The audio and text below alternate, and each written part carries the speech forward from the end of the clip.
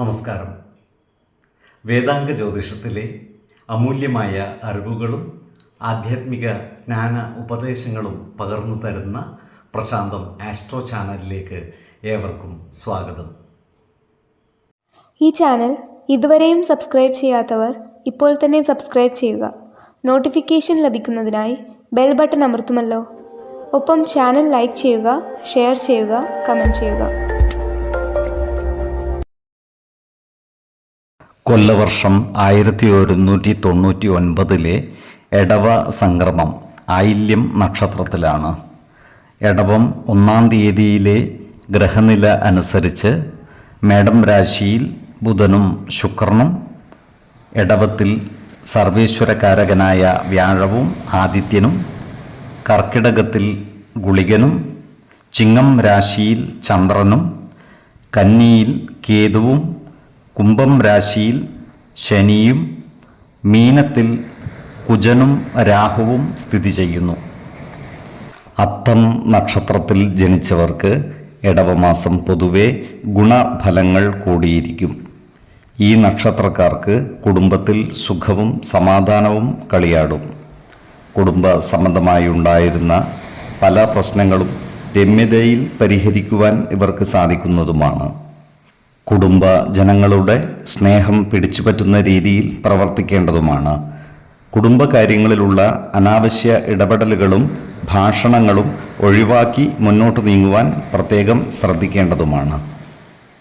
ഈ നക്ഷത്രക്കാരായ വിദ്യാർത്ഥികൾക്കും മറ്റു പഠിതാക്കൾക്കും കാര്യങ്ങൾ അനുകൂലമാണ്. പുതിയ പല വിഷയങ്ങളും പഠിക്കുന്നതിനായി ഈ നക്ഷത്രക്കാർ താൽപ്പര്യം കാണിക്കുന്നതുമാണ്. ഈ നക്ഷത്രക്കാർക്ക് പല കാര്യങ്ങൾക്കുമായി ചെറു യാത്രകൾ നടത്തേണ്ടതായി വരുവാൻ ഇടയുണ്ട്. ഇത്തരം യാത്രകളും ഉല്ലാസയാത്രകളും സുഖകരമായി തീരുന്നതുമാണ്.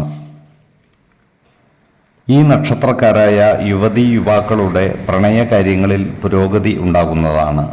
എന്നാൽ വിവാഹാദി കാര്യങ്ങളിൽ എടുത്തുചാടി തീരുമാനമെടുക്കാതിരിക്കുവാൻ ശ്രദ്ധിക്കേണ്ടതുമാണ്. വിശ്വാസികളായവർക്ക് ജാതക പരിശോധന നടത്തി വിവാഹ കാര്യത്തിൽ ഉചിത തീരുമാനമെടുക്കാവുന്നതുമാണ്. എന്നാൽ കടുത്ത പ്രണയമുള്ളവർക്ക് മനപ്പൊരുത്തം മാത്രം പരിഗണിച്ച് ഗാന്ധർവ വിധി പ്രകാരം വിവാഹിതരാകാമെന്ന് ആചാര്യ മതവുമുണ്ട്. ഏതു രീതിയിലായാലും സമയമെടുത്ത് ആലോചിച്ചു വേണം വിവാഹകാര്യത്തിൽ തീരുമാനമെടുക്കുവാൻ. ധൃതിപ്പെട്ടുള്ള തീരുമാനം ദീർഘദുഃഖത്തിന് ഇടവരുത്തുവാനും കാരണമായേക്കാം. ഈ നക്ഷത്രക്കാർ മറ്റുള്ളവർക്ക് ഉപദേശം നൽകുന്നതായും മറ്റുള്ളവർ ഇവരിൽ നിന്നും ഉപദേശം തേടുന്നതായും കാണാം. നല്ല സൗഹൃദം കാത്തുസൂക്ഷിക്കുവാൻ ഈ നക്ഷത്രക്കാർ പരിശ്രമിക്കുന്നതുമാണ്. 4, 12, 18 തീയതികൾ അനുകൂലമാണ്. ഈ നക്ഷത്രക്കാർ ജനിച്ച സമയത്തെ അടിസ്ഥാനമാക്കിയുള്ള ജാതകത്തിലെ ലഗ്ന രാശിയുടെയും ലഗ്ന അധിപന്റെയും സ്ഥിതിയും ശുഭപാപ ഭാവങ്ങളുടെ സ്ഥിതിയും ഓരോ രാശിയിലെയും ഗ്രഹങ്ങളുടെ സ്ഥിതിയും അനുസരിച്ച് ഇവരുടെ പൊതുഫലത്തിൽ ഏറ്റക്കുറച്ചിലുകൾ ഉണ്ടാകുവാനിടയുണ്ട്. കുടുംബ ദേവതകളെയും ഇഷ്ടദേവതകളെയും ഉപാസിക്കുന്നത് ഇവർക്ക് ആയുരാരോഗ്യ സൗഖ്യമേകും. ഇഷ്ടദേവതാ മന്ത്രം 108 തവണ ദിനംതോറും ലിഖിത ജപം ചെയ്തു വരുന്നത് ഇവർക്ക് സർവ്വ ഐശ്വര്യങ്ങളുമേകും.